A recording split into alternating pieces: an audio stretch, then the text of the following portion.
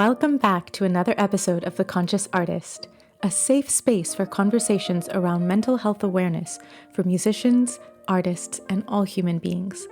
I am your host, Pallavi Mahidara. I'm a concert pianist and teacher, and I am absolutely thrilled that you are joining us today. My hope for this show is that it will give all of us a sense of solidarity and knowledge that we are not alone, and together, through these conversations, we can create more awareness and change for a healthier future.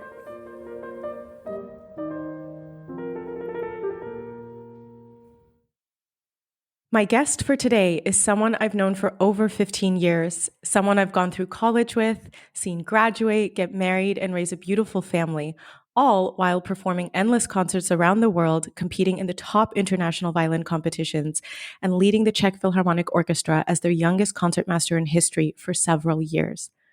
But my favorite memories with him, besides us having a great time performing together, mostly involve us stuffing our faces with obscene amounts of chocolate cake and eating Nutella straight out of the jar. Affectionately known as Peppa to his close friends and family, please welcome one of my dearest friends, Josef Špaček. Peppa, I am so happy to have you with us on the podcast today. Hi, Pallavi. It's great to be here with you. When I thought of this episode and who I wanted to invite as a guest, I immediately thought of you because you have a great amount of expertise in concerts, competitions, and auditions. And as by the title of today's episode, I want to dig in a little bit to the preparation behind competitions, concerts, and auditions, and the difference between those, not only in practical and technical senses, but really the mindset that goes into preparing for these different realms. And before I start bombarding you with a million questions, maybe you could tell our listeners a little bit about your musical journey and what led you to where you are today. Okay, well, so my beginnings were pretty straightforward. You know, I come from a musical family where my dad is a cellist, and my mom, even though she's not a musician, she also, played music while growing up. She played the guitar, and we happened to have a little violin in my apartment. And I discovered it when I was 3 years old in my parents' closet. And it was actually a full-size violin. And of course, me being 3, I barely could reach the full instrument.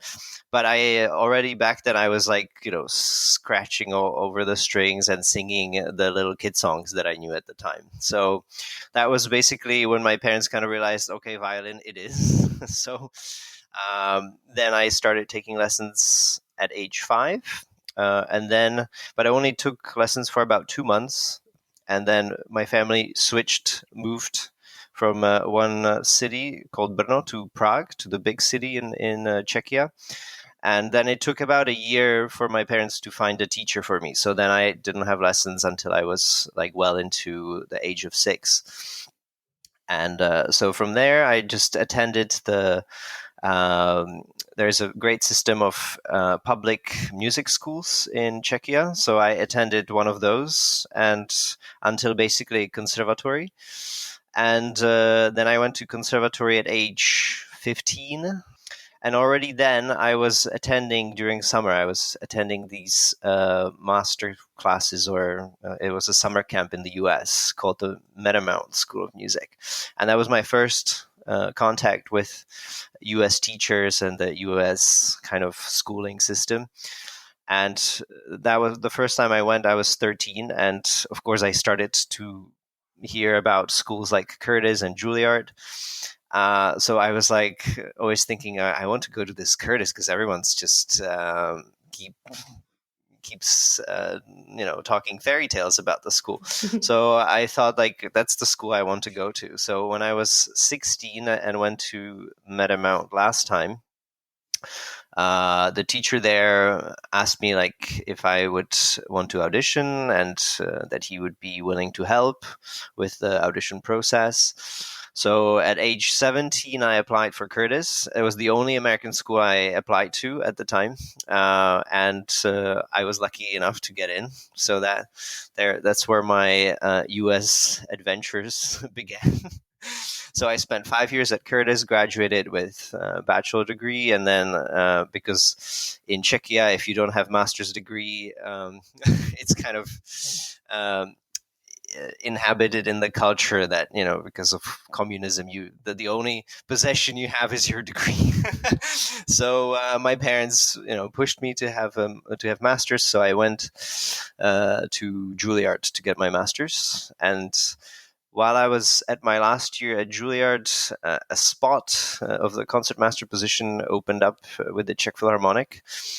And so that was I was already thinking, what do I do after school? And this was in November of my last year at school. So I thought, like, okay, that would be a good opportunity. So I went for it, and it was a success. So, and then I went back to Prague, of course, after school, and joined the orchestra. And here I was for the last 10 years working with the Czech Philharmonic, doing a lot of solo projects as well, and some chamber music. And most recently, I left the orchestra, but stayed in sort of a close touch because, after 10 years, you really create pretty strong ties. So I have a special deal right now of doing about 2 weeks in the season, which is great. I do one in the autumn, one in the spring. And but because dropping that, I thought that maybe it would be time now to do a little bit of teaching. So I also started to teach. And that's basically my life now, with 3 children and a beautiful wife. Thank you for sharing your story, and I feel very lucky to have been part of literally half your life, because I met you when I think you were 18 or 19, something like this. I believe it was your second year that I entered Curtis. Yep. I was wondering if you could tell us a little bit about what your audition was like for Curtis. This is a school that you had been hearing about for, I guess, years in these different music festivals and master classes, and it was sort of, if I understand correctly, it was sort of like a northern star for you as a goal. What was it like auditioning for that? Well, I remember the whole process and thinking about it, even from the moment when the teacher approached me and said, "Would you like to try for Curtis?" I remember I had like a huge butterflies, inside. I was like, "Oh my gosh!" I got so like, I had such an adrenaline rush just hearing about it that I can, maybe I can try to study in a school abroad, because I think going abroad is a really an incredible experience that I wish everyone once in their life has. And so, of course, that's this has kind of created this feeling of responsibility that this is the only audition I will do. And so I felt like I really had to prepare. So I was basically preparing since the summer.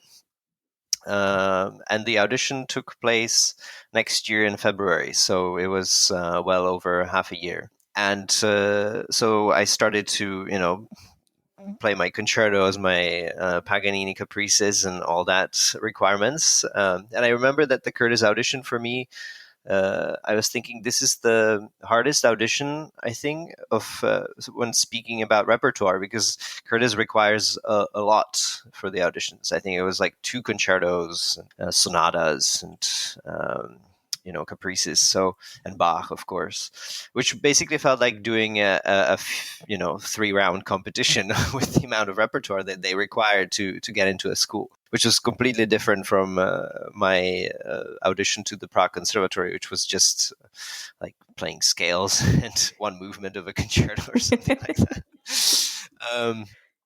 So I took it quite responsibly, and I was preparing a lot. And then the teacher told me I should come to the States for like 3 weeks before the audition, I think, to also get over the jet lag. And he also gave me a few lessons before. And then he came down with me to Philly to actually introduce me to Ida Kavafian. And that was about 5 days before the audition, just to play for her and to get some feedback. So I did play for her, and she was super nice. And I was like, oh, that would be so great to study with her. And then the audition came, and I remember I was just so freaking nervous. And because I heard that there's only a few percent of people that get into the school, and I remember seeing the long list of violinists, and I think it was maybe almost 100 people auditioning at the time. And I remember that when the second round was announced, I think it was 28 violinists progressing to the second round, and it was already a huge Wow, cut. that's a huge cut. And then I was told that usually the typical thing about Curtis is that once you audition the second round, that usually by the evening if you got in or you did it. And of course, so I played, and there was nothing in the evening. And I was like, oh shoot, I didn't get in. And so I flew back to Prague, like sort of still kind of. I was a bit sad, but at the time I was also hopeful, because I knew that two teachers were not there during the audition, and I was told that what they have to do is that they have to send. Back then it was DVDs, so they had to send them DVDs by mail, and they had to listen to it, and also they had to vote, basically. So that took some time as well. So after about a week, where I was kind of starting to lose hope, I got the call from Gary Grafman, who was the president and at the time. And I remember I jumped through the roof when I heard that I got it. So, and actually, it's funny that you ask, because I was told that auditioning to Curtis is like winning a big international competition if you get in. So Yeah. it felt like winning a competition. Yeah. Wow, that's incredible. But you said that was the only school that you auditioned for in the Yeah. States. That's a Yeah. lot of pressure to put on It is a lot of yourself. pressure, but at the same time, I had nothing to lose, because like I was already at school and not finished with high school, basically. So I would have just continued my studies. But and at the same time, I knew that if it were in Curtis, I don't think I could afford other schools in the U.S. I think that needs to be said, that Curtis is a school that is free for all students. There's no tuition, and and of course it's merit based, and that when you get there, you study alongside the best students from Right. globally. So Right. yeah. But how did you deal with the pressure and the nerves of it being the only school that you were choosing, and being, amongst 100 other people who probably were at a similar Yeah. level? Everyone's sort of competing for the very top 1%. What was it like dealing with those nerves? Yeah. Well, to be honest with you, I feel like when I was that age, 17, I felt like I didn't really put much thought into why am I nervous. I just knew that I was, and I kind of how I dealt with it. I mean, I just kind of had to go through. That was the only way to do it for me. I was like, what I think I did, maybe that was the right thing to do, is I tried to push myself to as many of these nerve-wracking situations as possible, to kind of learn from those. And I think that's in a way how you learn, because you can only learn from an experience. In that, you can't study. I mean, you can study about how to deal with nerves, but if you don't experience the feeling, you don't know how to react to it. So I think that was the, like, at the time I was trying to expose myself to these, but of course, when you're 17, you don't have that many opportunities, and you don't take auditions, on every week or every 2 weeks. So I just had to go through and somehow survive it. And I feel like only in maybe recent years, like 10 years, I really feel like now with all this experience, it's just things are so much easier now. That's a very interesting point that you make, that when we're younger, we don't really think about it as much. We kind of just do it. Yeah. And I definitely, now that I'm thinking back to, for example, my own Curtis audition, I remember, I think, feeling the same way. I mean, there were just dozens and dozens of extremely talented kids auditioning on my day at the same time, and everyone is, incredible. Yeah, everyone And sounds like Heifetz or exactly. Rubinstein. And it was just one of those things where you just have to go for it, as you say. Yeah, I can tell you that the first time I actually felt like I started to be nervous and I have a bow shake actually was when I was about 13 and 14. And I think that's the time when the human body changes and you start, I think, realizing a bit of yourself more. That when you're a kid, you play in your practice room and you go out there and you do the same thing. When you start to realize your place amongst your friends and society, I think that puts pressure on you. So I remember it was like shocking to me the first time because I never had problem. I mean, of course, I was a bit nervous when you're a kid. Then all of a sudden, I had this one performance, and I was so nervous, and it took me by surprise that I was like, all of a sudden, like, why am I so nervous all of a sudden? And I tried to figure it out, but couldn't back then at the age. And I think now, looking retrospectively, I think it has to do with how you change as you grow. That's very interesting. Um, I can't remember the first performance that I was extremely nervous for. In general, I think everyone deals with, every musician, every artist, every performing artist deals with some sort of nerves, but a lot of those nerves also come from adrenaline and the excitement that we feel to perform and to share our art with other people. But I do remember, I remember one of the worst performances I had, meaning one of the worst feelings I had on stage was one concert where I, for whatever reason, did not prepare well enough in advance. And I mm, was really sort of learning some things, memorizing some things at the last moment. And I remember that feeling on stage where it was the first time in my life where I mm, legitimately thought I might have to get up and off my piano bench and leave the stage in the middle of the concert because everything was going so badly. Now, I'm mm, sure it wasn't as bad as I felt because, when we're on stage and we have a memory slip or we fumble a run or something, for us, it feels like it's an hour.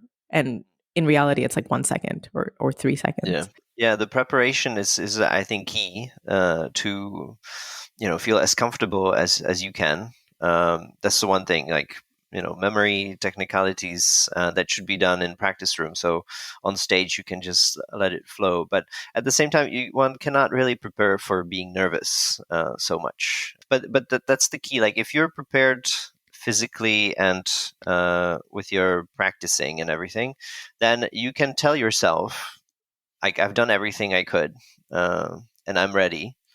And just as simple as that, if you tell that to yourself, already you should feel less nervous about your performance. And I've heard that from because I asked a friend at Curtis who always seemed so relaxed when she played.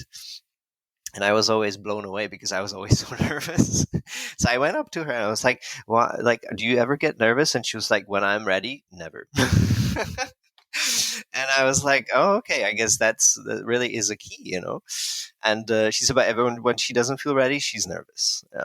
So That's very interesting. And it's interesting that you also mentioned that you do get nervous. And I think that's the thing that I would never be able to tell. I mean, I know you, I've known you for mm, so many years and we've performed together, but when you're on stage, you're mm. on, you Yeah, know? that's another thing that one has to, or one is learning still. Is how to kind of what to do to not just to hide it, but what do you do to kind of eliminate the nerves.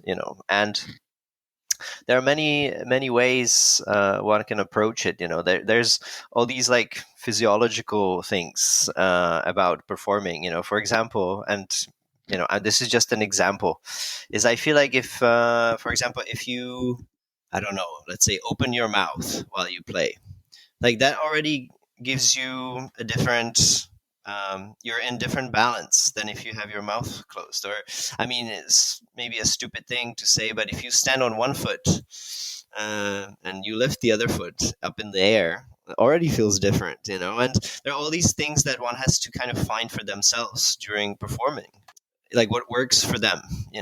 and I think it has to do with the physical well-being also on stage. I realized that, and maybe it's not the best thing, the most healthy, but with the bow shake, for example, for me, I realized that if I was a little bit tighter. I know one has to be free when they play, but for me, that's the only thing that worked. It's like if I held the bow tighter and like really glued it to the string, I realized that it creates bigger sound, of course, because you have more pressure.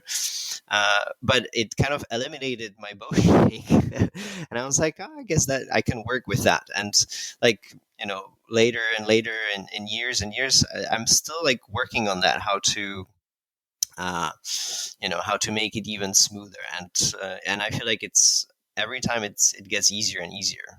But I remember at Curtis I had a really terrible bow shake starting the Isai Sonata Number 3, which is like the pianissimo opening, and I don't think I would want to listen to my own recording from that. But I remember I talked so much with my teachers about it, and everyone had different suggestions. But in the end, one has to really find their own um, place, and it has to do, what do you tell yourself before you go on stage? What do you tell yourself while you're standing there? Do you look at the audience and smile? Maybe that will make you more relaxed. Or do you just stay in your head and kind of close to yourself? I actually realized that helps me too. I mean, since I just mentioned it, like to look into the audience before I play. Just when you give a bow, you look at them and you're like, hey, we're on the same boat now, we're friends. And that always relaxes me somehow. One time I was playing in Vienna in the Musikverein, and it was a solo performance with an orchestra, and I thought that I would be so nervous for that, and I was when I walked on stage. But then there was this guy sitting in the front row, like literally the first row, and he had like the most bright orange hoodie on where everyone else was in their bow ties, and I was like, oh my gosh, this person. And just looking at him and thinking like, oh, he's this guy just came to have fun, like whatever, he's don't bother with a dress code. And I don't know, for whatever reason, he made me so relaxed. So then I really had fun playing there, just thinking that there's this guy in the orange hoodie. And so all these elements that come to you, I think you can use them to your benefit when you perform. But I do, and I'm sorry, I'm kind of moving around, but we started talking about like hiding that you're nervous, but I feel like that has to that's from the very beginning, I was told by my teachers, like, whatever happens, just like don't move your, stone face. And that was actually from when I was a kid, and I feel like that just stuck with me. And it's very important to just not let go of it, because if people can sense that you're nervous, then you are nervous, Yeah. You bring up a good point about connection with audience, and I want to talk a little bit about that and how that differs between concerts versus competitions versus auditions. Because I know for me, for example, I feed off the energy of a live audience. I feed off connecting with them, and I love the opportunity whenever I perform solo recitals to actually speak to the audience a little bit, introduce the pieces, just 2-3 minutes, but it sort of breaks down that invisible wall and helps us to really make not only this musical connection, but a personal connection. And the difficulty with, first of all, auditions, very often, I know for orchestra auditions, they're blind, meaning that they're behind a screen. Yeah. And for competitions, of course, sometimes there isn't even a live audience. Yeah. So when you walk out for your audition, there's no audience.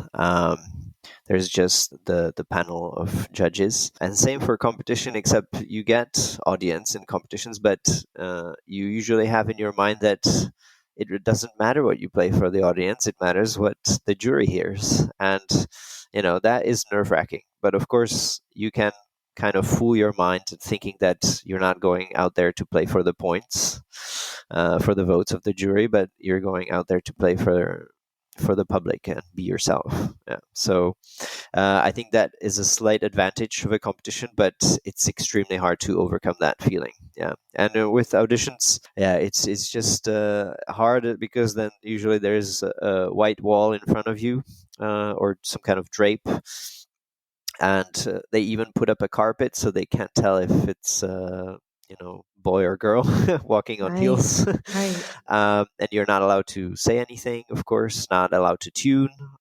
So I that believe that you're all not even these, allowed to cough or sneeze or something, right? yeah, yeah, yeah. So that's obviously very stressful environment. It doesn't make you feel any calmer, even though you could technically think you're in your living room when you have the white wall in front of you. But again, Right. that's fooling your mind, and not very many people can do that.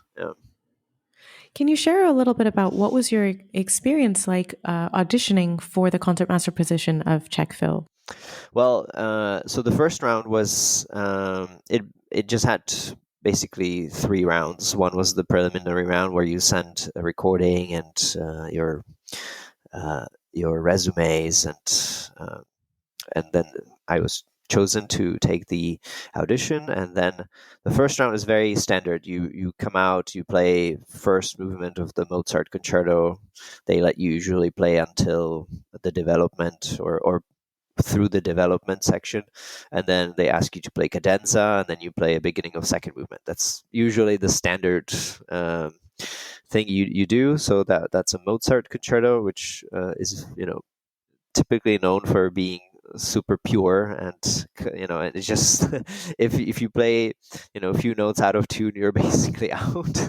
I don't want to stress anyone, but it's the most pure repertoire you can choose, and that's why it's chosen for all these auditions. And then so that was the first time, and that was behind screen. So for me, that was extremely nerve wracking, and I knew that because for concertmasters, the whole orchestra has to sit there. So it was 114 people or something like that. Was We're Behind the sitting, screen. we're behind the screen. So it's like, Wow. in a small recital hall, it would be a packed hall, Right. basically. um, but of course, it was in the big Dvořák Hall, which is a big symphonic auditorium. So that was that. And then in the final round, there was only two of us, me and this Japanese guy. But I have to say, the final round is done so well in with the Czech Philharmonic, because what they do is you play a concerto and they play with you, which is fantastic. So it's like a final of a competition. And I remember I was playing Sibelius' first two movements, and it was, I was playing with them. And so half the orchestra plays on stage, and half the whoever's not playing sits in the hall and listens and votes, and they all vote. And it's so relaxed because they like talk to you. You're on stage with them. It's like going to an orchestra rehearsal. Kind of. Wow. And so I did the concerto, and then they they brought a stand and a chair, and then I did all the concertmaster solos also with them, not just playing alone with the orchestra. Yeah. So that was actually so fun, to do the Strauss, the Also sprach Zarathustra with the orchestra. That was for me one of the great experiences of the audition, and for me that was much because it was of this.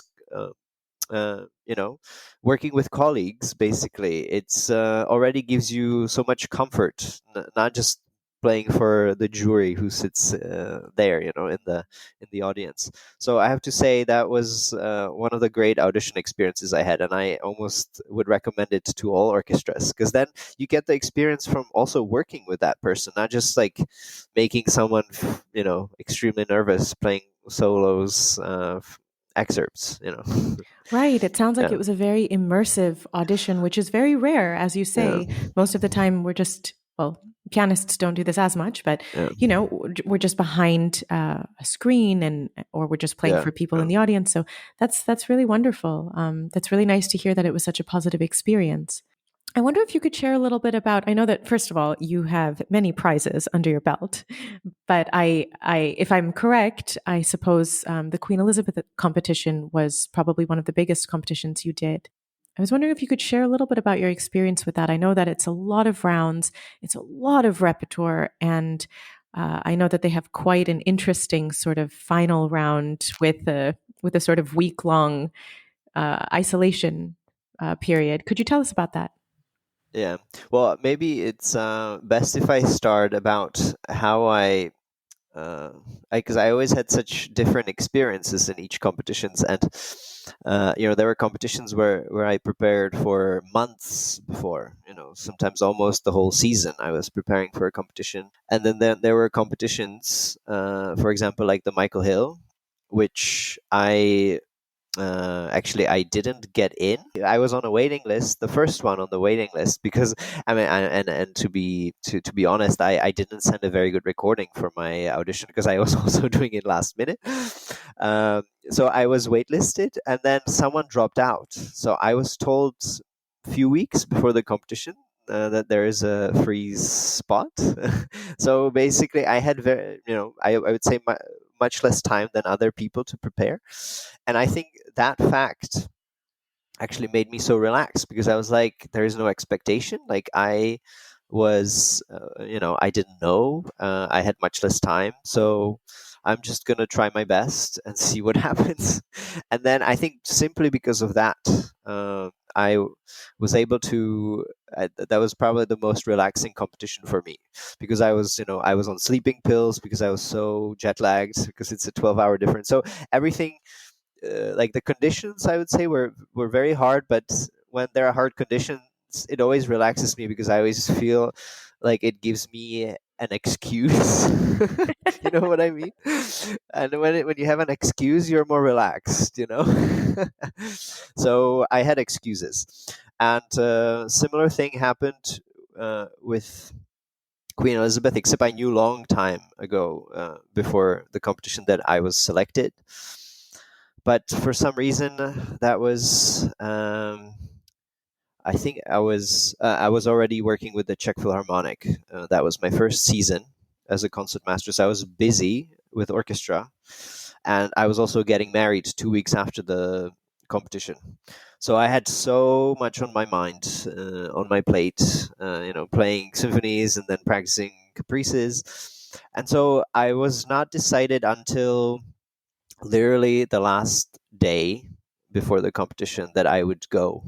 And Wow. so I had no flight booked because I like every time I was like looking at the flights, I was like, oh, I'm not ready. I shouldn't go. Like, there's no point. Um, and and in the end, I decided literally, I think on the morning off when I was supposed to travel to Belgium, that I would go. And of course, I didn't have any flight or any booked ticket, so I called my parents and I asked, "Can I borrow your car? I think I'm gonna drive to Belgium." Wow. So I actually From Prague. drove from Prague to Brussels, and that's like, I think, somewhere around 800 kilometers. So it's pretty long. Wow. Yeah, it's like a 8 to 10 hours drive. So I drove all day to to Brussels, and next day there was a drawing of the numbers for the first round, and I drew number one. Are you So serious? so Oh my I was goodness. literally the first person. So next day, it was the second day after my arrival. I think I just came out and played, and thinking that it was like, what am I doing here? But luckily, the first round went pretty well, and I felt like I was. I think for the first round, I felt like I was prepared quite well. And so I think in a way it was a benefit to draw number one because then you were given an entire week to prepare for the second round because there's like 90 people in the first round. So it takes the whole week. So, and for the second round, which consists of basically two rounds, like round A, round B. So there's a Mozart concerto and then there's a full recital. So I had a lot of time to prepare. So this whole week I just had nothing to do, so I was practicing. And then before the second round, I remember I ate some prawns the night before the second round, and it didn't sit well with me, and it was terrible. I basically the whole night I spent on in the bathroom. Oh But no. again, this is the key element. Like, it gave me an excuse, right? I was like, I feel like, I feel terrible. Like, there's no way I'm gonna, how can I sound good if I, like, and luckily in the morning, the my host mom in Brussels, she gave me some pills to stop my constant flow. So I went there, and then I it went great.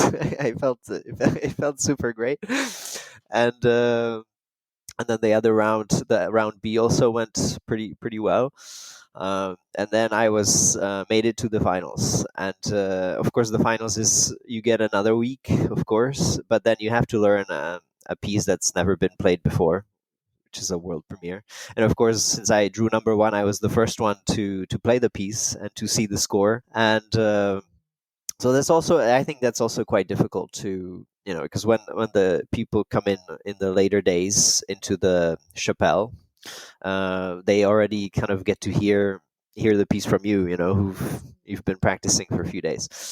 But I have to say, on the final round for me, that was, I think, the worst one for feeling good, because you're basically, secluded from everything, and you're in your own mind. And I wished almost that I would do this again, and I would treat it completely differently, because I was so Interesting. just focused and nervous, instead of being like me. I wasn't, you know. I mean, I had fun with friends there, but not the fun I would normally have. I was always being too reserved. I was always like, oh, I need to go back to my practice room and go back to practicing, And I almost wish like I was just kind of forget about the competition and just be me, because that made me so uncomfortable for the whole week. And it was so stressful. I felt like I aged a few years in that week. Wow. And then in the final performance, I think you could almost hear it that I was kind of exhausted. So I wasn't too happy with it. But in the end, for me, I think that was a great experience, great competition, because it has a lot of. It generates a lot of interest from public, especially in Belgium. Like, it almost feels like, when you walk on the street as a finalist, people recognize you because it's all over the public TV and everything. So Wow. yeah, that was very, like, you felt like you were recognized, even though you don't even have to win. You're just there, and people, like, root for you, and it's great. And That sounds like a very sort of mentally taxing situation in the finals where you're secluded and mm, isolated.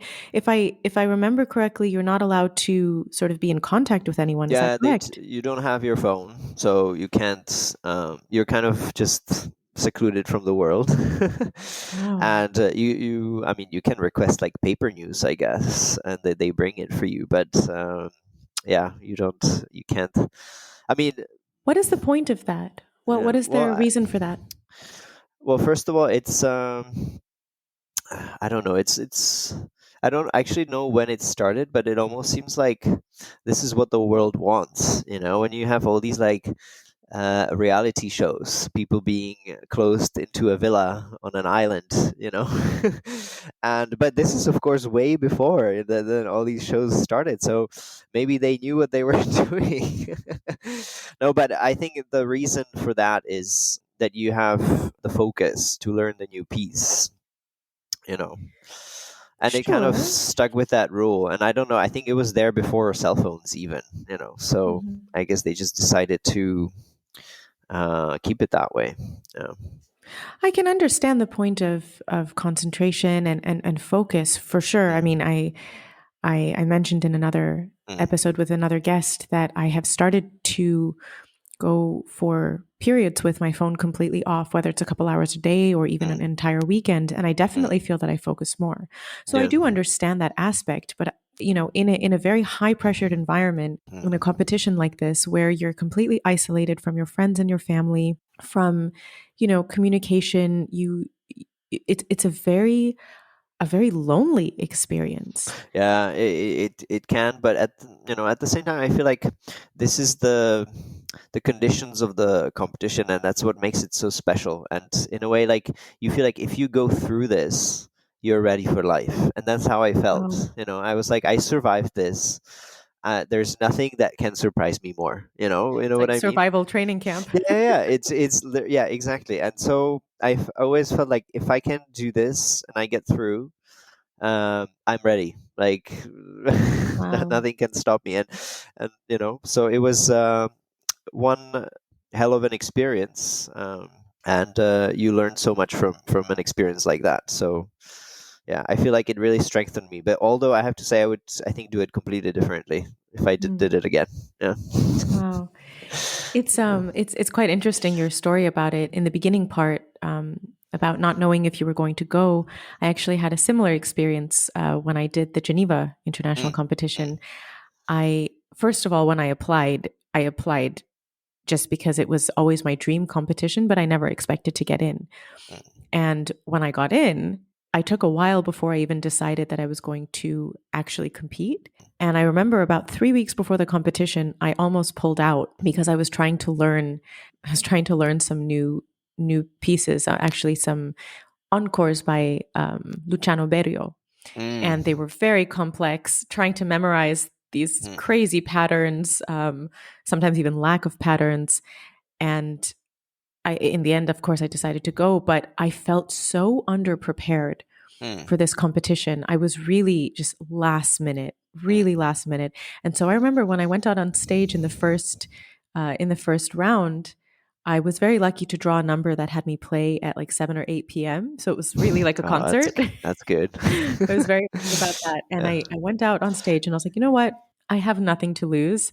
I don't think I'm going to pass this first round. So let me just enjoy. There are people here. It's nice music. It's a beautiful hall, an amazing piano. I'm just going to enjoy. Mm, And I very luckily actually managed to pass the first round. And then came the second round. And I realized that I was completely underprepared. So I had 2 days to prepare the second round, which included a commissioned work. mm, We had been given this work ahead of time, mm, but because I didn't think I was going to pass the first round, I didn't really learn it. And so I had 2 days to learn that, along with mm, a Beethoven sonata and some Ravel works, mm, and managed to scrape through that. And I was admitted to the semifinals. And here I was a little bit more prepared. I had two sonatas and the Berio works, mm, and I managed to give a decent recital, and then I was admitted to the finals.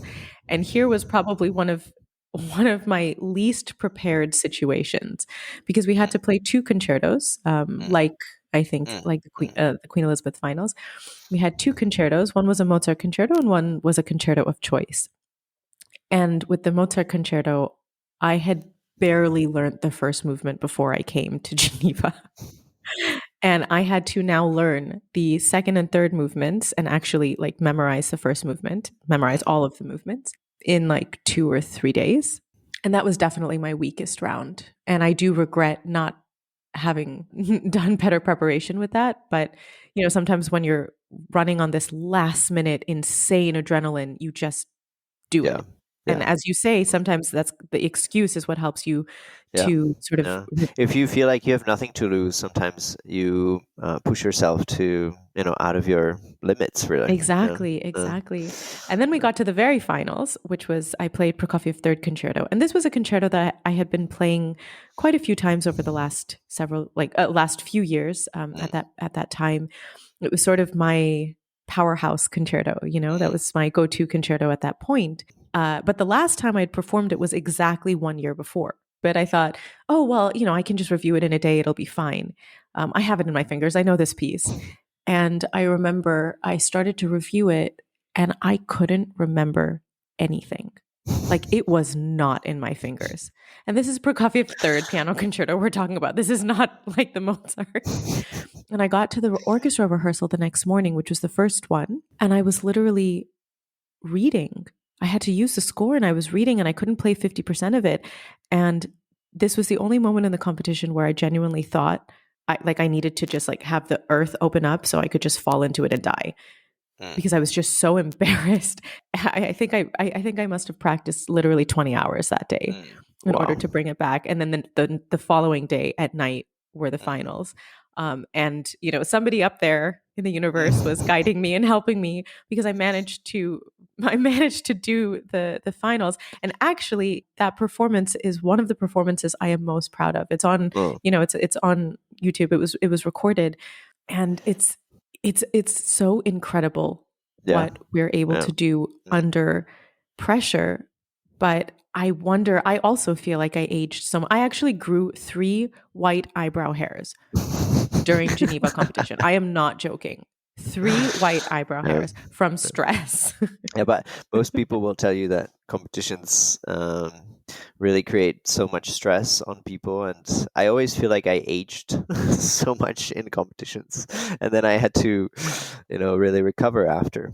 Yeah, so it's I don't know why we kind of do this to ourselves, but I Right? That guess was one, one, exactly what I was going to one say. but I guess it is.